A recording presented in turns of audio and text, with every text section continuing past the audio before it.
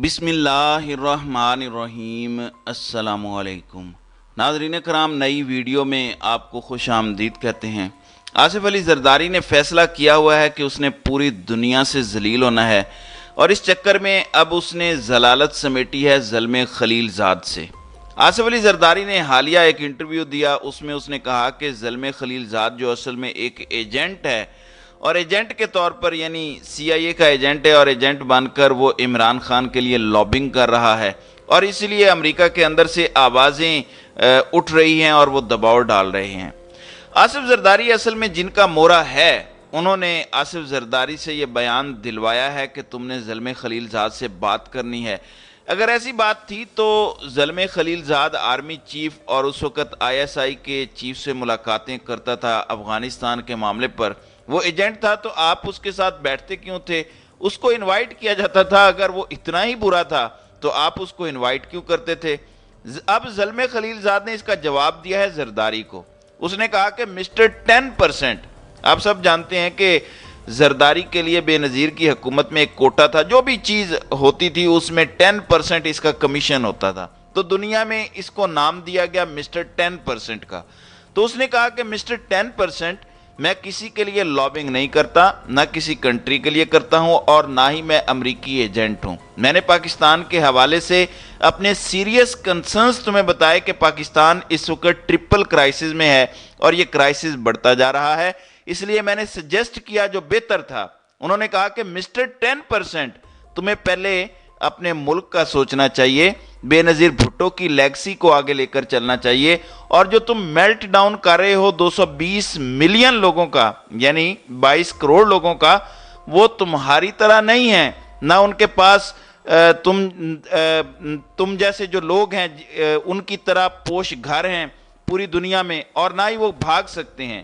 انہوں نے کہا کہ پاکستان کی جو اسٹیبلشمنٹ ہے اور پاکستان کے سیاسی لیڈرز، ان کو چاہیے کہ رول آف لا کو فالو کریں، یعنی انہوں نے کلیئرلی اسٹیبلشمنٹ کو ٹارگٹ کیا اور کہا کہ اسٹیبلشمنٹ کو چاہیے کہ وہ رول آف لا کو فالو کرے جس طرح رول آف لا کو فالو کیا جاتا ہے، نہ کہ سپریم کورٹ کو تقسیم کرے بلکہ امپلیمنٹ کرے اس کے ڈیسیجنز کو، یعنی آرٹیکل 190 کے تحت یہ جو فیصلے دیے گئے ہیں ان کو فالو کرے۔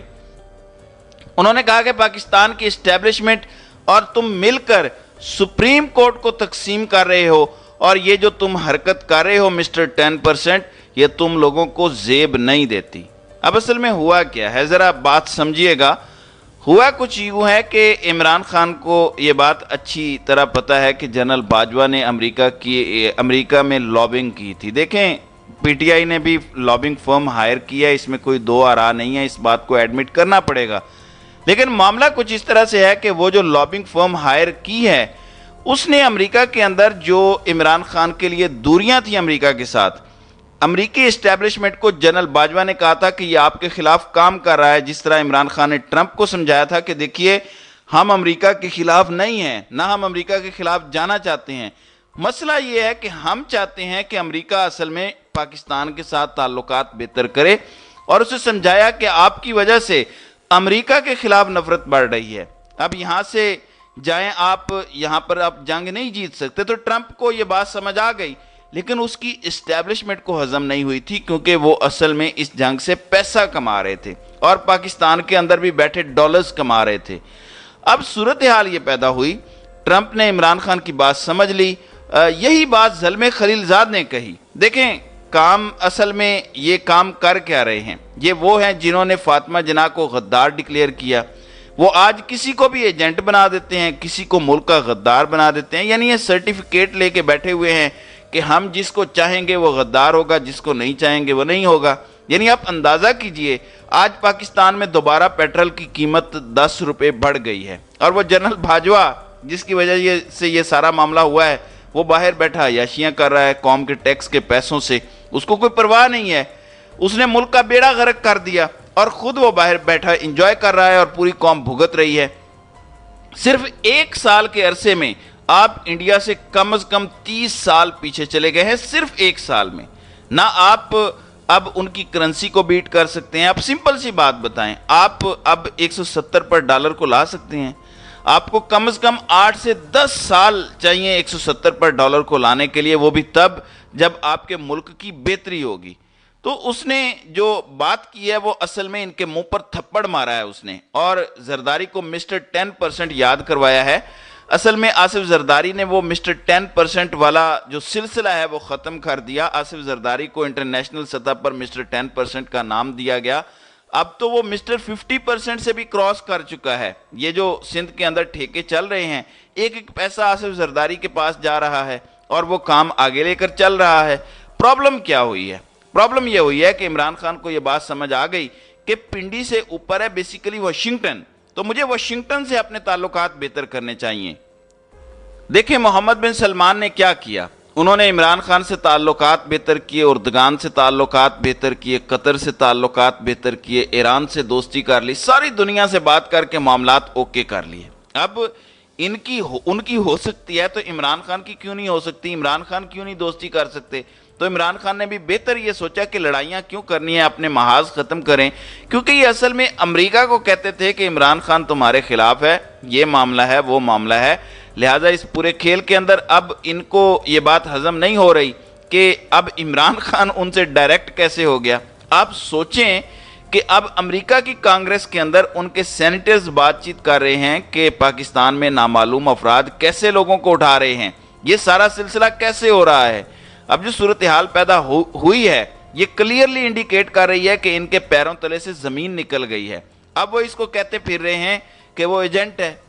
آپ صرف اندازہ کریں، عزیر بلوچ کو استعمال کرنے والا اپنی فوج کے خلاف امریکہ کو حسین حقانی کے ذریعے لیٹر لکھا کہ ISI اور آرمی کو کنٹرول کرو، ان جرنیلوں کو ہٹاؤ، اپنی مرضی کے جرنیل میں لے کر آؤں گا جو تمہارے بوٹ پالش کریں گے اور اس کے بعد تم پاکستان میں کہیں بھی آپریشن کرنا، کھلی آزادی ہوگی۔ میمو گیٹ سکینڈل کی بات کر رہا ہوں۔ اور باجوہ کو آپ دیکھیں، وہ گیا اور اس نے جا کر حسین حقانی سے ڈیل کر لی اور اس کے بعد اس نے عمران خان کا تختہ تو الٹایا، لیکن آپ اندازہ کیجئے کہ اب وہ میڈیا پر لانچ ہو گیا ہے حسین حقانی۔ اصل میں یہ اتنا پاگل سمجھتے ہیں قوم کو کہ قوم اتنی بے وقوف ہے کہ ان کو پتہ نہیں چلے گا کہ تم پہلے فاطمہ جناح کو غدار قرار دو، ایوب تمہارا ہیرو، ضیاء تمہارا ہیرو، مشرف تمہارا ہیرو، کیانی تمہارا ہیرو، اس کے بعد باجوہ تمہارا ہیرو، راحیل شریف تمہارا ہیرو، یہ سارے کے سارے ان کے ہیرو ہیں اور عوام کو چورن بیچنے کے لیے دیا ہوا ہے کہ تم غدار ہو۔ دن دہاڑے بندے یہاں سے غائب ہو جاتے ہیں اور کوئی پوچھنے والا نہیں ہے۔ اب اصل میں قوم کو یہ بات بڑی اچھی طرح سمجھ آ گئی ہے کہ پاکستان میں کون کیا کر رہا ہے۔ اب آصف زرداری کو NRO کس نے دیا؟ باجوہ نے۔ ایان علی کیس، پاپڑ والا، فالودہ والا، خالد شہنشاہ کیس، یہ سارے کیسز زرداری کے خلاف بند ہو گئے۔ ایون بے نظیر بھٹو کا کیس جو ہے قتل کیس، وہ بند ہو گیا۔ تو فائدہ سارے کا سارا جنرل باجوہ اور اس کی اسٹیبلشمنٹ نے کیا تھا۔ تو آج جو آصف زرداری کو کہا جائے گا کہ وہ یہ کرے، اب ان کو تکلیف یہ ہوئی ہے کہ عمران خان امریکہ کے ساتھ ڈائریکٹ کیسے ہو گیا۔ اگر عمران خان ٹرمپ کے ساتھ ڈائریکٹ نہ ہوتے تو شاید افغانستان کی جنگ کبھی ختم نہ ہوتی، وہ ڈیل ہی فائنلائز نہ ہو پاتی۔ تو اصل تکلیف جنرل باجوہ کو بھی یہ تھی، اور یہ سارے جو ہے وہ انسیکیور ہیں۔ اب اس کو ایجنٹ کہہ دیا، حکومت تمہاری ہے، تم کہتے ہو کہ عمران خان بچوں کو سوشل میڈیا پر پیسے دیتا ہے اس لیے وہ اس کے حق میں ٹویٹس کرتے ہیں۔ ایک کام کریں، حکومت آپ لوگوں کی ہے، وزارت خزانہ بھی آپ کے پاس ہے، خارجہ بھی آپ کے پاس ہے، تو آپ انویسٹیگیٹ کر لیں اور ساری چیزیں سامنے لے آئیں، لیکن یہ کر نہیں پائیں گے کیونکہ جھوٹ کے پاؤں نہیں ہوتے۔ تو ناظرین کرام، آپ کی اس ویڈیو کے حوالے سے کیا رائے ہے؟ آپ اپنی رائے کا اظہار کامنٹ سیکشن میں ضرور کیجئے گا۔